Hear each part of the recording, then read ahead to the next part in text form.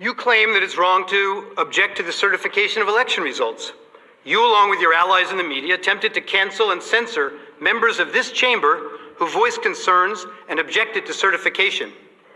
Manager Raskin, you'd been in Congress only 3 days when you objected in 2017. It's one of the first things you did when you got here. I have an objection because 10 of the 29 electoral votes cast by Florida were cast by electors not lawfully certified.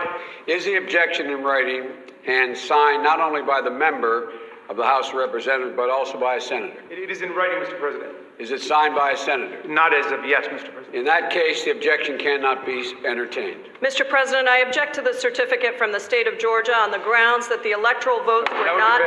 There's no debate. And I object to a certificate from the state of North Carolina based on violations of the Voting Rights Act. There is no debate by the joint session. I object because people are horrified by the overwhelming evidence. Section 18, Title 3 of the United States Code prohibits debate. I object. Objected to the counting of the electoral votes of the state of Ohio. I object to the certificate from the state of Alabama. The electors were not lawfully certified. I object to the 15 votes from the state of North Carolina because of the massive voter suppression and the closing of polling booths. There's no debate. There's no debate. 16 There's to 1, no debate. And the massive voter suppression that occurred to African Americans. The gentleman was suspended. I have an objection to the electoral votes. The objection is in writing, and I don't care that it is not signed by a member of the Senate. I do not wish to debate. I wish to ask, is there one United States senator who will join me in this letter There's of no objection? debate.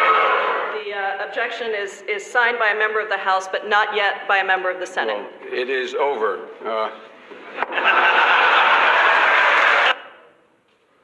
And when the House managers realized that the president's actual words could not have incited the riot, as you alleged in your article of impeachment, you attempted to pivot. You said that raising the issue of election security and casting doubt on the propriety of our elections was dangerous. One of the House managers, Mr. Cicilline, told you that this is not about the words Mr. Trump used in isolation. Rather, it is about the big lie. The claim that the election was stolen. The House managers told you that it's the big lie that incited the riot, and that the big lie was President Trump's claim that the election was not a fair election, or that the election was stolen. Claiming an election was stolen, you were told, are words that are insightful to a candidate's followers and cause people to respond violently.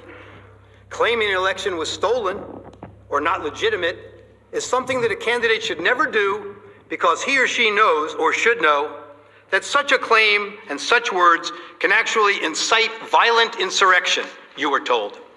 Well, it seems that the House manager's position must be actually a bit narrower than that.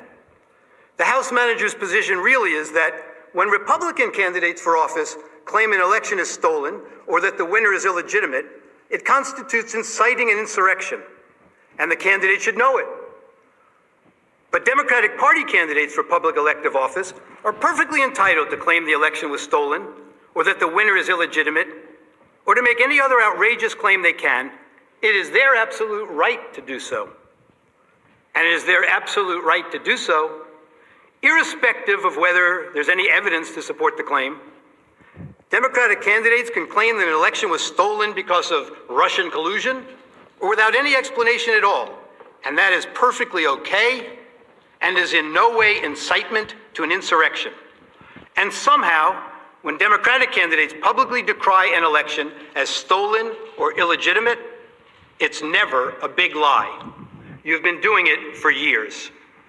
But can you imagine telling your supporters that the only way you could possibly lose is if an American election was rigged and stolen from you? And ask yourself whether you've ever seen anyone at any level of government make the same claim about their own election. If Stacey Abrams doesn't win in Georgia, they stole it. It's clear. It's clear. And I say that publicly, it's clear. You can run the best campaign. You can even become the nominee. and you can have the election stolen from you. He knows he's an illegitimate president. He knows that there were a bunch of different reasons why the election turned out the way it did. Votes remain to be counted. There are voices that were waiting to be heard. And I will not concede. And I respect where you're coming from, and I respect the issues that you're raising. You're not answering the question. Do you think it was... You're not using the word legitimate.